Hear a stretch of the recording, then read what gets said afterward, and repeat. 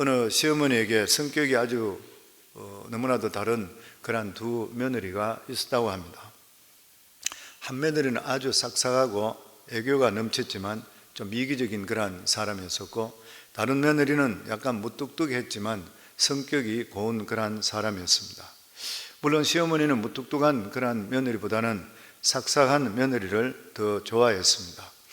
그런데 남편이 갑자기 죽고 그러고 나서 가난하게 되었습니다. 그러자 애교 있는 며느리는 아주 쌀쌀하게 시어머니를 대했고 얼굴도 제대로 비추지를 않았습니다. 그런데 무뚝뚝한 며느리는 한결같았습니다. 그 이유가 무엇입니까? 이 무뚝뚝한 며느리는 시어머니를 진짜 사랑했지만 이 삭삭한 며느리는 시어머니가 주는 돈이든지 선물을 사랑했기 때문인 것이죠. 그때서야 시어머니는 애교 넘치는 며느리가 입술로는 자기를 가까이 했지만 마음으로서는 멀리 있다는 사실을 깨닫게 되었던 것이에요. 이런 이야기도 있습니다. 이 남자들이 화류계 여자들, 이런 여자들과 바람 피우는 멍청한 그런 사람들이 있습니다. 그런데 그들이 하는 이야기가 한결같이 이 화류계 여자들, 술집 여자들이 얼마나 자기에게 잘해주는지 모른다는 그 이야기만 하는 것이죠.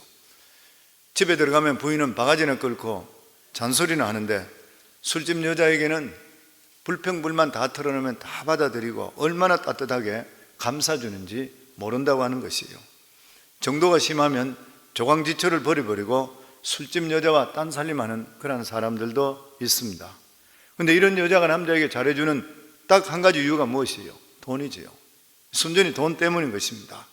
진심으로 남자를 사랑하는 것이 아닌 것이죠. 아내는 남편을 걱정해서 잔소리하지만 나중에 돈 떨어지면 자기가 그렇게 사랑하던 술집 여자는 어떻게 되는 것이에요? 무슨 독부로 변화되는 것이에요.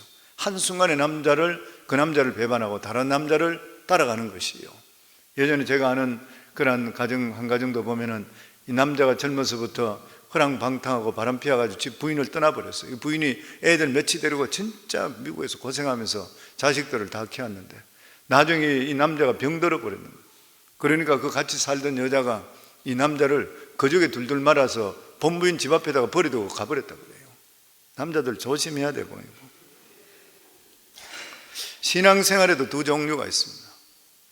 하나는 마치 본부인이 남편을 진실로 사랑하는 것처럼 마음과 목숨과 뜻과 생명을 다하는 것이죠. 그래서 하나님을 섬기는 그러한 신앙. 다른 하나는 술집 여자처럼 이 돈 때문에 남자를 호리듯이 입술로만 하나님을 믿는 그러한 신앙. 겉으로는 신앙이 굉장히 좋아 보입니다. 이야기할 때는 너무 좋아 보이는 것이에요. 그러나 조금이라도 자기 생각이나 뜻에 맞지 않으면 금방 하나님을 배반해버리고 멀리 떠나는 거짓 믿음도 있는 것이에요. 성경에 보면 믿음의 조상 아브라함은 한결같은 태도로 하나님을 섬기고 의지했습니다. 반면에 바울의 동력자 데마는 핍박이 심해졌을 때 바울을 배반해버리고 믿음에서 떠나버렸습니다. 우리에게도 두 가지 종류의 신앙이 있는 것이죠. 어떤 사람은 한결같이 하나님을 사랑하고 의지합니다. 언제나 변함없이 하나님을 믿는 것이에요. 이런 사람은 진짜 하나님이 좋아서 믿는 사람이에요. 하나님이 좋아서 믿습니다. 그런데 어떤 사람은 처음에는 하나님이 좋아서 죽겠다 그래요. 그래서 막 감사 헌금을 하고 봉사를 하고 선교 여행을 따라가고 온갖 난리를 다 지기는 거예요. 근데 조금이라도 자기 생각과 맞지 않다 생각하면 금방 시들시들해져서 다른 곳으로 떠나버립니다. 이유가 어디 있는 것이에요? 그 사람은 하나님을 사랑한 것이 아니라 하나님이 주시는 선물이 좋아서 믿었기 때문인 것입니다. 하나님을 하나씩 하나씩 알아가는 그 자체가 좋은 것이 아니라 단지 교회에서 활동하고 있는 그것, 인정받는 것, 이런 게 신바람이 났기 때문인 것입니다. 우리가 사람을 좋아서 가까이 할 때도 그 사람 자체가 좋아서 가까이 하는 경우도 있지만 그 사람의 돈이 많든지 혹은 그 사람과 가까워지게 되면 출세에 유리해진다고 생각해서 가까워지는 경우도 있습니다. 그렇기 때문에 상대가 누구인지에 따라서 태도가 달라질 것이에요. 예를 들어 상대편이 내가 정말 존경하는 사람이면 그 사람의 상태와 환경에 상관없이 그를 좋아하고 가까이 할 것이에요. 그 사람과 대화하시고 그리고 그 사람의 생각을 존중할 것이에요. 근데 만약 그 사람의 지위든지 그리고 부유함을 보려고 가까이 하는 사람이라면 그 사람의 권력과 돈이 떠나게 된다면 본체만치 하고 상대도 하지 않을 것이라는 것이에요. 근데 하나님께서는 우리가 하나님을 믿는데도 언제든지 사람을 대하듯이 그렇게 믿을 수 있다고 하는 것이에요. 예를 들어 우리가 하나님을 너무 좋아하고 하나님께서 나를 죽음에서 건져 주셨기 때문에 사랑한다면 우리가 잘 됐든지 못 됐든지 한결같이 하나님을 가까이 할 것이에요. 그런데 만일 우리가 하나님께 주시는 복 때문에 하나님께 가까이 하게 된다면 하나님 복이 필요할 때는 기도도 열심히 하고 헌금도 많이 내지만 하나님 없이 얼마든지 살아갈 수 있다고 생각하고 그리고 자기들이 열심히 하면 더 잘 될 수 있다 이렇게 생각하면 하나님 멀리 가게 되는 것이에요. 그래서 사람들이 보면 어렵고 힘들 때는 죽으라고 하나님께 나오다가도 어느 정도 살다 보면은 괜찮아지고 모든 것이 좋아지게 되면은 하나님과 멀어지는 사람이 얼마나 많이 있는지를 모르는 것입니다. 이사야 때에 유다 백성들은 히스기야 왕의 지도 아래서 이 한창 신앙 부흥이 전개되었습니다. 우상의 제단을 부수었고 부서졌던 그러한 성전을 다시 수리했습니다. 흩어졌던 제사장들을 다시 모아서 중단됐던 예배를 회복시켰습니다. 겉으로 볼 때 대단했던 것이에요. 그런데 하나님께 지금 뭐라고 하십니까? 13절 말씀 저희들 다시 한번 같이 읽겠습니다. 주께서 이르시되 이 백성이 입으로는 나를 가까이 하며 입술로는 나를 공경하나 그들의 마음은 내게서 멀리 떠난 날이 그들이 나를 경외함은 사람의 계명으로 가르침을 받았을 뿐이라. 사람의 눈에 보기에는 다윗이나 솔로몬 시대와 같은 신앙의 회복이 됐다 이렇게 생각했던 것이에요. 그런데 하나님께서 말씀하시기를 이 백성이 입으로는 나를 가까이 하며 입술로는 나를 공경하나 그들의 마음은 내게서 떠났다. 도대체 어떻게 된 일인 것이요? 그토록 하나님께 드리는 예배를 회복하고 열심히 신앙생활을 하는 것 같았지만 구체적으로 삶 안에 들어가 보니까 하나님 앞에 돌아온 모습이 아니라고 하는 것이요. 위로부터 왕으로부터 하달된 지시사항은 지켰는지 모르지만 내면적으로 전혀 바뀌지를 않았다고 하는 것입니다. 우리는 예배와 생활을 별개로 생각할 때가 참으로 많이 있습니다. 신앙이 이분화되어 버리면 그 사람은 이중적인 사람이 됩니다. 예배와 생활이 이중이 절대로 될 수가 없는 것이죠. 하나님 앞에 생활이 내 살아가는 삶이 예배 생활이 되어야 되는 것이요. 그 예배와 생활은 항상 하나가 되어야 되는 것입니다. 내가 교회 신앙생활하는 것, 가정에서 가정생활하는 것, 직장에 직장생활, 사업하는 것, 사람을 대할 때 똑같아야 돼요. 이게 항상 같아요. 이게 한 1분 하나로 되어질 수 있어야 되지 2분화돼서 안 돼요. 이게 2분화되게 되면 사람들한테 배척받는 것이고 자식들한테까지도 손가락질 받게 되는 것이에요. 보면. 그래서 여기 보면은 이 이스라엘 사람들이 그 당시 사람들이 겉으로는 굉장히 뭐가 되는 것 같은데 내면적으로 하나님과의 관계가 없었던 거예요. 입으로만 하나님을 섬겼지 마음은 아주 멀어져 버렸던 거예요. 여기서 우리는 진심으로 하나님 가까이 하고 사랑하는 것과 겉으로 하나님을 사랑하는 척하는 것을 무엇으로 분별할 수 있는 것인가? 가장 중요한 말씀이 오늘 바로 이 본문의 말씀에 나오고 있습니다. 그것이 뭐냐면 그들이 나를 경외하면 사람의 계명으로 가르침을 받았을 뿐이니라. 그들이 나를 경외하면 하나님을 경외하는 것은 사람의 계명으로 가르침을 받았을 뿐이라. 영어 성경이 훨씬 이해하기 쉽습니다. Their worship of me is based on the merely human rules they have been taught. 하나님께 경배드린 것이 한낱 그들이 배운 인간적인 규칙에 근거한 뿐이라. 하나님에 대한 진실한 마음은 있는 것이 아니라, 그리고 성경에서 주시는 말씀이 아니라 사람들이 가르쳐주는 그 룰에 잡혀있던 그런 신앙생활을 했다는 것이요. 우리가 하나님을 진실로 사랑할 때 누가 가르쳐주지 않는다 하더라도 하나님 말씀을 사랑하게 되어 있습니다. 우리가 하나님이 좋아서 하나님을 사랑할 때 어떤 행동이나 그리고 의식이 아니라 하나님 말씀을 사랑하고 그리고 하나님의 표현이 하나님을 더욱더 가까이 다가갈 수 있는 이것이 나타나게 되어 있는 것이요. 우리가 잘 알고 있듯이 이스라엘 백성들 중에서 첫 번째로 왕으로 세워졌던 이 사울이 아멜렉을 치라고 했을 때 아멜렉의 모든 왕이나 사람이나 가축들을 다 멸하라 그랬습니다. 그런데 사울은 아멜렉을 쳐서 이기고 돌아오면서 아멜렉 왕 아각을 포로로 끌고 왔고 사람들에게 보여주기 위해서였던 거죠. 그리고 양과 소의 기름진 것은 전부 전리품으로 가져왔던 것이에요. 이때 사무엘 선지자가 사울에게 왜 양과 소를 죽이지 않고 끌고 왔느냐고 묻게 됐을 때 사울은 하나님께 바치기 위해서라, 좋은 물건이기 때문에 바치기 위해서라 변명을 했습니다. 그때 사무엘이 했던 말이 뭐냐면 사울에게 하나님은 순종하는 것을 제사보다 더 기뻐하시고 그리고 말씀을 듣는 것을 수양의 기름보다 더 좋아하신다고 그랬던 거예요. 하나님께서는 거창한 어떤 의식이든지 하나님 위해 많은 일을 하는 것보다 우리가 진정으로 하나님을 사랑한다면 하나님 말씀을 듣고 순종하는 것, 이것을 훨씬 더 기뻐하시고 좋아하는 것이에요.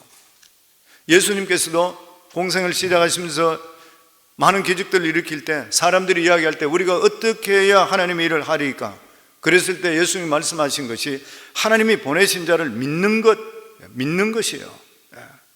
믿는 것이 하나님의 일이다. 믿는 것이 무엇인 것이요? 지속적으로 믿음의 관계를 맺는 것이고 주님의 통치를 받는 것이에요. 그냥 우리 삶에.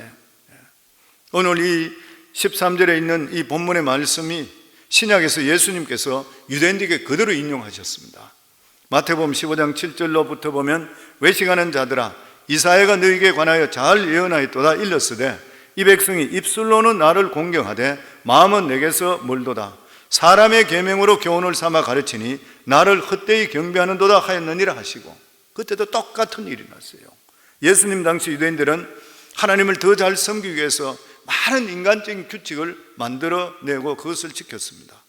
그 중에 안식일에 해서는 안 될 일들, 올 이상 못 간다, 온갖 것 다 있었어요. 금식하는 일들, 심지어는 바깥 출입할 때도 나갔다 돌아올 때는 손이나 머리를 물에 뿌리는 정결의식, 그러나 이런 것들은 결코 하나님 말씀에 나온 것이 아니라 사람 머리에서 나왔던 것이에요. 예를 들어 예수님께서 귀신 들렸거나 혹은 큰 장애를 가진 사람들을 안식일에 치료하게 될 때에 당시 바리새인들이나 서기관들은 주님의 안식일을 어겼다 이렇게 이야기했습니다. 그때 예수님은 그들에게 누가복음 14장 5절에 보면 또 그들에게 이르시되 너희 중에 누가 아들이나 소가 우물에 빠졌으면 안식일에도 곧 끌어내지 않겠느냐 하시니, 자녀나 가축이 우물에 빠졌는데 얘야 오늘은 안식일이니까 너를 건져줄 수 없다 이렇게 할 부모가 누가 있겠냐는 거예요. 오늘은 안식이니까 너는 그 안에서 꼼짝하지 말고 기도는 하고 있어라 이렇게 할 사람이 누가 있겠느냐는 것이에요. 아무리 안식이라도 우물에 빠진 자녀든지 가축은 건져낼 것이라는 거예요. 그런데 하물며 잠시 우물에 빠진 것이 아니라 한평생 사탄에 끌려다니면서 허리가 구부러지고 눈이 멀고 정신이 이상한 이런 사람을 안식일에 건져내는 것이 왜 죄가 되느냐고 물으시는 거예요. 그런데 이 사람들은 자기들이 만드는 그러한 룰에 의해서 정죄를 했던 것입니다. 사람들에게 이상한 습성이 하나 있는 것이 무엇이냐면 그것은 순수한 하나님의 말씀을 자신이 이미 알고 있다고 생각하고 유치하게 생각하는 거예요. 그러니까 사도 바울도 로마서를 보낼 때 거기 로마 교회가 이미 40년이 된 교회인데도 불구하고 내가 너희들에게 복음을 전가하노니 복음을 전가한다고 그랬어요. 왜냐하면 사람들이 시시하게 생각해. 하나님의 진실된 말씀 이런 게 시시해요. 사람들이 생각할 때 세상의 학문적인 내용이든지 철학적인 지식이든지 세상의 통계를 가지고 이야기하면 뭔가 참신하다 생각해요. 눈이 반짝반짝해지는 것이에요. 더 지식을 가지려고 노력하는 것이에요. 그런데 이것은 하나님께서 진심으로 하나님을 사랑하는 것이 아니라 입으로만 하나님을 사랑하는 것이라고 그랬어요. 하나님을 사랑하는 척 한다는 것이에요. 우리가 진심으로 하나님을 사랑한다면 인간의 사상이나 철학이 아닌 오직 하나님 말씀 자체를 사랑하고 말씀대로 살아갈 수 있어야 되는 거예요. 사도 바울은 그리스도를 아는 지식이 너무나 고상했다고요. 너무나 고상해서 그 외의 것들은 다 배설물로 여긴다고 그랬어요. 너무 고상해서 surpassing greatness of knowing Christ Jesus my Lord. 이 하나님을 아는 지식이 너무 고상한 surpassing greatness, 너무 뛰어나고 너무나 탁월하기 때문에 자기가 알고 있는 모든 것들, 지금까지 알고 있다는 것은 배설물과 쓰레기같이 버린다는 것이죠. 그렇다면 우리가 하나님 말씀대로 순종하는 것이 어떤 것입니까? 물론 어떤 것은 하나님 말씀에 따른 것과 아닌 것이 금방 구별될 수 있습니다. 예를 들어서 오늘 예배를 나오는데 뭐 새벽에 교회에 올 것인가, 아니면 그냥 자버릴 것인가, 아니면 보통 날도 뭐 교회 갈 것인가, 아니면 친구 모임에 갈 것인가, 이런 건 잘 구별돼요. 이러면 내가 안 되는데 알고 있는 것이에요. 그러나 때때로 내가 교회에 와야 되는 스케줄보다 딴 데 가고 싶을 때가 더 많아질 때가 있는 것이에요. 이럴 때 믿음이 연약한 사람들은 순종하기 쉽지를 않는 것입니다. 그래서 우리 자신들의 삶을 돌아보게 되면 믿음 안에 산다 하는데도 불구하고 우리는 믿음을 완전히 지킬 수 있는 능력이 없습니다. 말씀대로. 그러나 우리가 하나님 말씀 자체를 사랑하고 하나님 말씀을 붙들고 살아가게 되면 우리는 자연적으로 조금씩 우리 자신들이 변화되면서 하나님의 기뻐하는 삶을 살아갈 수 있게 되는 것이에요. 이것은 우리가 하나님을 마음으로 좋아하고 진심으로 좋아하는 것이기 때문에 하나님께서는 우리 삶 속에 역사하셔서 우리 삶을 변화시켜 주시는 것이에요. 그러나 하나님의 말씀을 인간의 학문이든지 세상의 성공으로 바꾸어 버리는 것은 하나님을 결코 사랑하는 것이 아닌 것입니다. 이사야 선지 이 당시에 살펴보면 유다 백성들은 앗수르 군대를 물리치고 나서 이긴 후에 성전에서 열심히 제사 드리고 예배 드려서 겉으로는 그들이 말씀대로 사는 것 같았습니다. 그러나 유다 백성들이나 예루살렘들은 마음속으로 하나님 말씀만으로 만족하지를 못했던 것이에요. 하나님 말씀이 시시하게 여겨졌고 세상에 나가서 세상의 많은 것들을 더 배우기를 원하고 세상의 많은 것들을 예배드리기를 원했던 것이에요. 그리고 많은 유다 백성들과 예루살렘 사람들은 성전에서 이러한 말씀만 듣는 것, 이것이 캐캐 묵은 신앙이라 생각해요. 예배드리는 것도 뭔가 새롭게 하고 싶은 거예요. 현대적인 예배든지 종교로 바꾸고 싶었던 것이에요. 그러면 유다 백성들은 하나님도 더 잘 섬기고 세상적으로 성공하고 세련된 종교를 가진 사람으로 인정받는 것이라 그렇게 생각했습니다. 그런데 하나님께서는 여기 말씀하시는 것이 이런 모든 것들은 하나님을 이용하는 것이라, 하나님의 복만 노리는 것이고 이기적인 행동일 뿐이지 하나님을 진짜로 사랑하는 것이 아니라는 거예요. 저는 신앙생활은 굉장히 단순합니다. 굉장히 단순한 것이죠. 우리 교회에서도 계속 부르듯이 개인적인 신앙은 큐티로 말씀을 묵상하고, 그리고 예배 중심적인 삶을 살고, 가정에서는 어쨌든 간에 우리가 가정 예배 드릴 수 있는 만큼 가정 예배 드릴 수 있도록 하시고, 그리고 세상에 살아갈 때 하나님 보실 때 합당하지 못한 건 내가 하지 말아야 되는군요.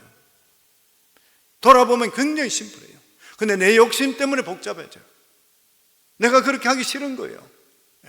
더 쾌락을 누리고 싶고, 돈도 딴 방법으로 더 벌고 싶고, 사람들에게 더 아부다하고 싶고, 그러면 내가 더 출세도 하고, 그러니까 굉장히 복잡해지기 시작하는 거예요, 삶이. 근데 정말 신앙 안에서 내가 믿음 안에서 산다 그러면 여러 가지 복잡함이 하나도 없습니다. 하나님을 알면 알수록 정말 우리 삶이 단순해지는 거예요. 단순해질수록 우리 삶이 어때요? 염려 걱정이 없어지기 시작해요.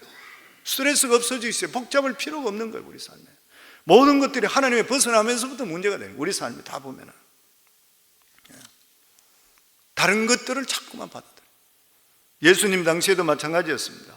예수님 당시 유대교는 이 미드라시나 탈무드 같은 엄청난 종교 지식 이런 것들이 만들어졌습니다. 정말 좋은 책들이죠.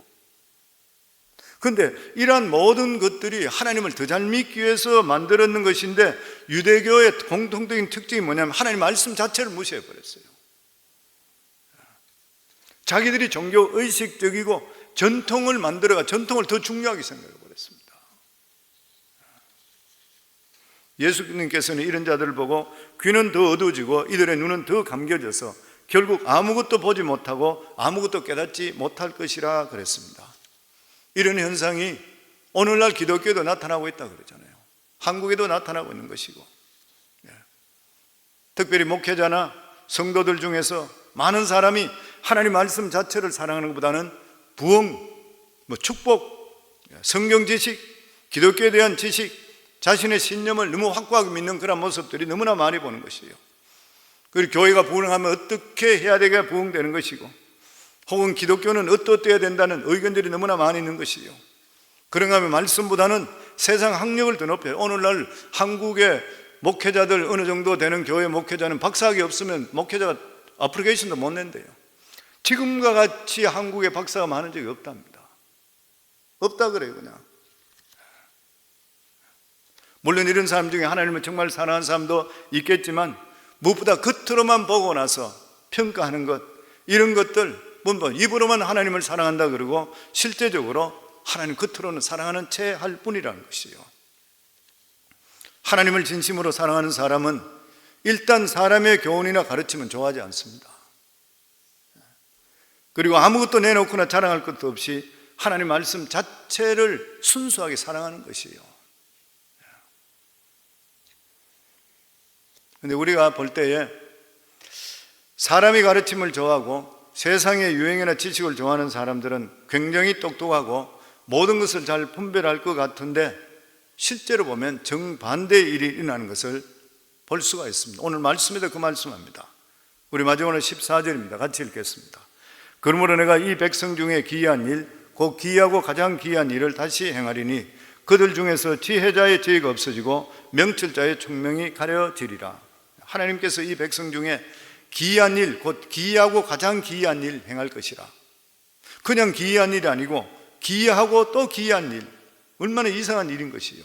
하나님이 행하실 기이한 일이 뭐냐면 여기 보면 지혜자의 지혜가 없어지고 명철자의 총명이 가려진다는 거예요. 무슨 말이에요? 이 세상에 가장 똑똑하다고 자랑하는 사람, 공부 많이 했다고 일하는 사람, 이런 사람들, 세상들이 이렇다 논평하고 다니는 이런 사람, 근데 세상에 이 사람들이 보면 어떨 때 보면 가장 멍청한 짓을 한다는 거예요. 누가 봐도 이 사람은 말도 되다는 일을 따라가다가 결국 죽는 것이요. 그런 사람 얼마나 많이 봐요. 정치계에서도 많이 볼 수 있고, 사람들이 엉뚱한 짓 해요. 우리는 가끔 어떤 어려운 결정을 내릴 때가 있습니다. 근데 생각하다 결정하다 보면은 바보 같은 결정을 될 때가 있어요. 사람들은 생각할 시간이 많든지 혹은 많이 생각하면 최선의 결과를 가져올 것이라 기대하지만 지혜는 하나님으로부터 옵니다. 사업을 하면서 느끼는 것도 그렇고 제가 일을 하면서 항상 느끼는 게 사람들에게 시간 많이 준다고 해서 꼭 좋은 결과가 있는 것은 아닌 것 같아요. 그래서 하나님 말씀을 우습게 알고 그리고 인간의 가르침을 따라가면 결정적인 중요한 순간에 왔을 때 너무 많은 생각 때문에 최악의 경우에 빠지는 그런 경우가 있습니다. 왜 그런 것입니까? 우리 인간은 평면에 서 있습니다. 평면에 서 있다는 것은 앞을 절대로 볼 수 없다는 거예요. 우리는 한 치 앞도 볼 수가 없는 것이에요. 그러나 우리가 하나님 말씀을 붙들고 가게 되면 우리는 길을 모르지만 하나님께서 우리 길을 열어주시게 돼요. 그래서 우리가 말씀대로 살다 보면 우리는 뭣도 모르고 그냥 살아가요.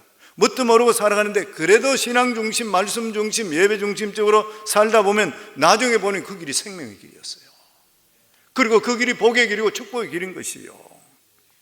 인간의 죄는 평소는 아주 똑똑해 보일는지 모르지만 결정적인 순간에는 생각이 경직돼 버리고 망해버리고 잘못된 길로 가는 것이요. 그러나 하나님의 총명은 인간 일반 사람들 볼 때는 멍청하게 보일는지 모르지만 그게 바로 생명의 길, 복의 길인 것이요. 그래서 잠언 14장 12절에 보면 어떤 길은 사람이 보기에 바르나 필경은 사망의 길이니라. 어떤 길은 사람이 보기에 바르대요. 무슨 말이에요? 내가 볼 때 확실하다는 거예요. 많은 사람들이 사업에 실패하고 인생에 실패하는 게 왜 그렇습니까? 투자를 하는 것도 마찬가지고 확실하던가 자기 생각에 확실한 것 같아요. 근데 그 길이 어떻다고요? 사망의 길이래요. 사람이 볼 때는 분명히 성공하는 길이고 자기 눈에는 너무나 확실한데 이게 사망이라. 왜 그래요? 인생에 살아가는 데는 우리가 생각하지 못하는 변수가 수도 없이 많기 때문에 그래요. 내가 이런 고통당하고 내가 이런 문제가 터지고 이럴 때 내가 어떻게 알 수 있는 것이요? 결국 인생을 승부하는 사람은 어떤 사람인 것이요? 우리 인생의 모든 변수를 하나님께 다 맡기는 사람입니다. 하나님께 맡기게 될 때는 하나님께서 그 사람의 길을 이끌어 주시고 진정한 복으로 인도해 주시는 것이요. 그리고 잠언 14장 27절에 보면 여호와를 경외하는 것은 생명의 셀민이 사망의 그물에서 벗어나게 하느니라. 오늘도 새벽교회는 우리 성도님들이 복 있는 분들인 줄 믿습니다. 성도님들 신앙생활 복잡하게 할 필요 없습니다.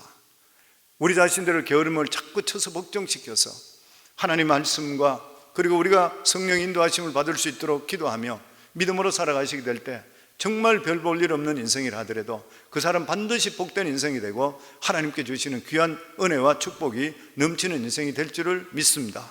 저는 우리 성도님 삶, 우리 모두 다가 삶을 더욱더 단순하기 바랍니다. 그리고 믿음에서 벗어나는 것은 모든 것이 죄라 그랬잖아요. 믿음으로 하지 않는 것은 모든 게 죄라 그랬으니까 항상 내 살아가는 삶에 내가 하나님께서 내 삶을 보고 어떠실까 내 자신을 정립해 살아가실 때에 정말 우리 성도님들 복이 넘치는 그러한 삶을 살아갈 줄 믿습니다. 저는 우리 새벽을 깨우는 모든 분들에게 이러한 복이 평생 넘치기를 주 이름으로 축원합니다.